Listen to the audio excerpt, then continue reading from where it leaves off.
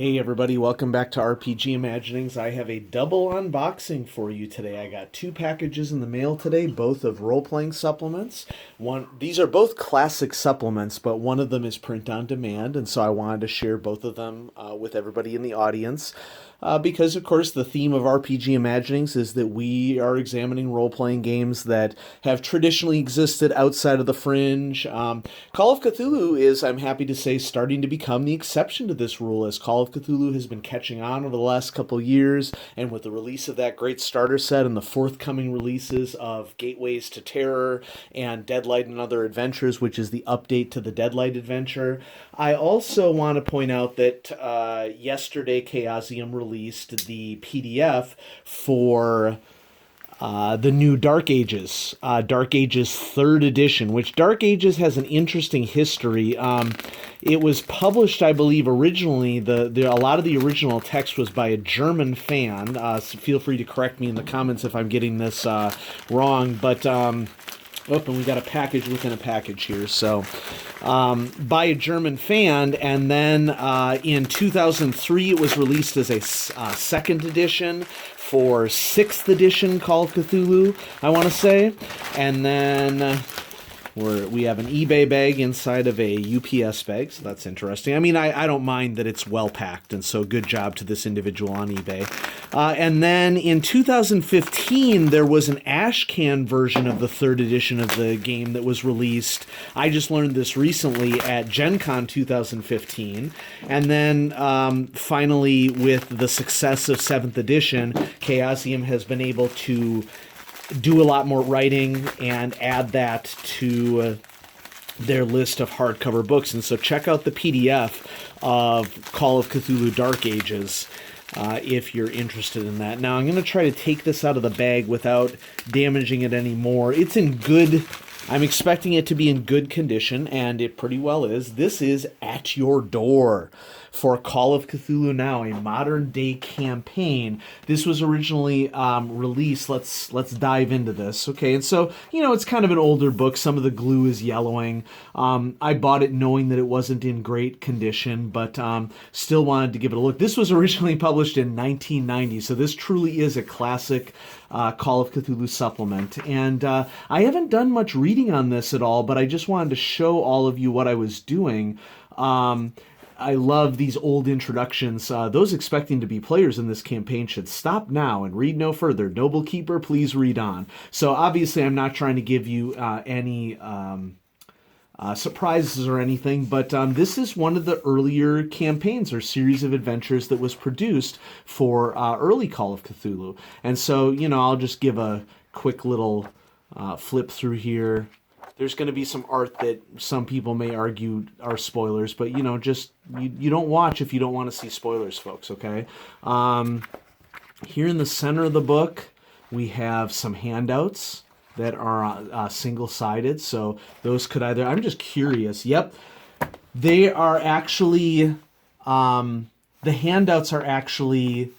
have terrible... They're terrible. They can be torn out of the book, which is something that, in a modern age of PDFs is no longer required, but for a game that was published in 1990, and so there we go, Call of Cthulhu Investigator Sheet 1990.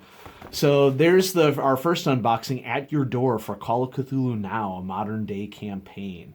And so, some cover creasing that is happening here, and it's also, I think, just slightly imperfectly bound in that the cover is not lining up perfectly with the pages. But you know what? That's okay, because I've been recently collecting Call of Cthulhu supplements, and I got this for a very reasonable price. I think I paid... something like $20 plus a very small shipping charge on eBay for a classic 1990 supplement, and so I am not complaining about this at all. So for those of you who are interested in Call of Cthulhu in the audience, I have At Your Door for this first unboxing. Now, this second unboxing is from Lightning Source. Lightning Source is the regional Tennessee printer for Drive-Thru RPG for the region of the country that I live in.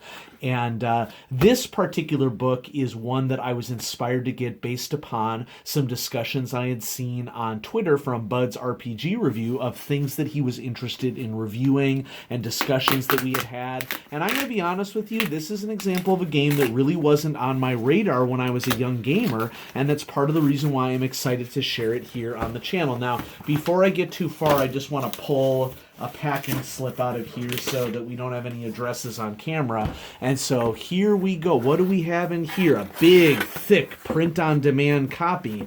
Wow, this thing is thick. Of the Great Pendragon campaign. Wow, look at that. That is so cool. So Pendragon is one of the first role-playing games I think that Chaosium put out. It was originally sort of... in addition to RuneQuest, was Greg Stafford's baby, and many people have cited this as one of the greatest role-playing game campaigns ever produced, because what the Great Pendragon campaign does, if we open it up, and you can see this is a brand new hardcover print-on-demand copy, what this campaign does is it takes you through the Arthurian legend from the time of Uther Pendragon, hence Pendragon, all the way up through the demise of Arthur by the hands of his son Mordred. So if you're familiar with the Arthurian legend, the Pendragon role-playing game is based off of the tales of King Arthur, O'Malley's Les Mortes d'Arthur, and also... obviously influenced by The Once and Future King by T.H. White. I have the rules for Pendragon inbound. So I haven't read through the rules, but part of the reason why I purchased this campaign is not only its reputation and the fact that it is a long-going campaign that has been available for quite some time, but I also got into it because the character creation for Pendragon, as I continued to read about it, really impressed me as including a lot of components of family history, like with what I've experienced with RuneQuest. And so you don't need it, but, so over here on the side, as a diligent game master, you will significantly upgrade the quality of your campaign with access to a copy of Sir Thomas Malory's Les Mortes d'Arthur. Don't worry, though, you need be only as knowledgeable as a frontier teacher for any given session of play. Just read ahead one chapter beyond the years you are covering. Largely, though not completely, the campaign event sequence follows Malory. Many good editions of Les Mortes d'Arthur exist. I use the Penguin English Library Edition translated by Janet Cohen. It is clear with just the right level of archaic language to lend flavor, and is an inexpensive, relatively small paperback that I don't mind writing my own notes in. And so this campaign is going to take Pendragon players all the way from the early times of Uther Pendragon when he puts the sword in the stone, all the way through what transpires over the course of the history of King Arthur as chronicled in several sources. And so we have a nice map of southern England here, including where certain forests are located. You know, I just started reading through the PDF of Cthulhu Dark Ages, and that basically has, you know, a similar ancient English feature. Now, notice how the King Uther period between 485 and 495, this is an example of a piece of English history that takes place long before Cthulhu Dark Ages, which I believe takes place between roughly 960 and 1066 of English history. But chapter 1, the King Uther period, and it sort of shows you like what is transpiring at court, what gossip is happening, what news, what royal conversation, events in different regions. Another book that I want to pick up from the Pendragon RPG, now that Chaosium has control over it and is putting things out, I want to pick up the Book of Lords and Ladies so that I can see, you know, sort of what the familial connections are possible in the game. There are just a lot of supplements that I want to pick up for Pendragon, and this game was just never on my radar when I was a young gamer. But folks, that's part of the reason why I'm doing this channel, because there's so many cool role-playing games out there that exist outside the fringe. I play D&D, I play 5th edition, I am willing to play all the way back to basic, but there are just so many role-playing games out there that you can enjoy based upon a wide variety of tastes that you have. You don't just have to like one thing. you can like many things. And so here we are, Chapter 9, the Grail Quest period from 554 to 57, and it sort of details the things that are transpiring in your play, the things that your players might encounter. And this is a huge book. This is a print-on-demand copy, a 430-page book. It's just huge. And, you know, for the price, I mean, this book was $45 print on demand, and this is just like a really nice hardcover book that I swear folks would retail for $60 if I bought it at a retail price. And so the complete epic of the greatest hero of Western legend. For 1,500 years, King Arthur's story has been told around campfires and noble courts and taverns, books, movies, and now with the prize-winning King Arthur Pendragon role-playing game at your game table. The Great Pendragon campaign begins during the reign of Arthur's father, King Uther, when player knights can participate in the events of Arthur's conception. The long and brutal interregnum of Saxon wars is forever altered when Arthur draws the sword from the stone to start his great and glorious reign. The boy king leads his knights through periods of consolidation and expansion until the entire Western world is brought under his sway. Then, to high adventure, knights gain glory and lands in the periods of romance and tournaments, and at last engage in the greatest adventure of all, the quest for the Holy Grail. Then, amidst tragedy and broken dreams, the twilight period draws the epic to a close, his encounter with his son Mordred. 80 years of campaign, detailed year by year, provide the background, ongoing events, and adventures that define structure of King Arthur's glorious reign. And and then there's some more details here of what else is included, with a quote from Greg Stafford, designer of King Arthur Pendragon. It's worth noting that since Greg Stafford has passed away, Pendragon has passed back to Chaosium. My understanding that Greg Stafford was before his death was able to revisit some of these works.